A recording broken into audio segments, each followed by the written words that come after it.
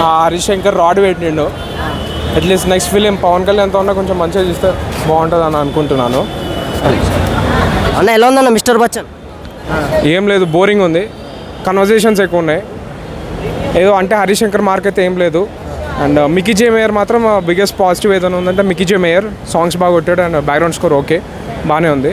But movie అయితే rod పెట్టింది first half Harish Shankar. అంటే ఏం మైనస్ అన్న? మైనస్ అంటే ఏం లేదు అన్న, కొంచెం స్క్రీన్ ప్లే ల్యాగ్ ఉంది, నరేషన్ అయితే చాలా స్లోగా ఉంది. అట్లీస్ట్ మేబీ సెకండ్ హాఫ్ అన్న కొంచెం బాగుంటుందేమో అని. స్టోరీ కొత్తగా ఏమైనా ఉందా? స్టోరీ ఏముంది భయ్యా, it's remake film of Raid మన అజయ్ దేవగన్ సినిమా రీమేక్. సో అంతా ఎలా చేసింది అన్న? కొత్త హీరోని కొత్త హీరోని బాగానే చేసింది. కాకపోతే ఏంటంటే రాడ్ పెట్టాడు హరీష్ శంకర్. నెక్స్ట్ పవన్ కళ్యాణ్తో అన్నా కొంచెం బాగా తీయాలి సినిమా, అదొకటే ఎక్స్పెక్ట్ చేస్తున్నాను.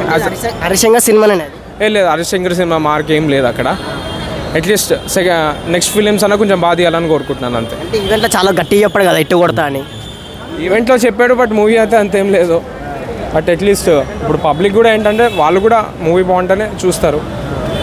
హోప్ అట్లీస్ట్ నెక్స్ట్ ఫిలిం అన్న బాగా తీయాలనుకుంటున్నాను అంతే. అంటే మిస్టర్ బచ్చన్ అంటే ఏం చెప్తారు? ఓవరాల్ మిస్టర్ బచ్చన్ అంటే రాడ్ అని చెప్తాను అంతే.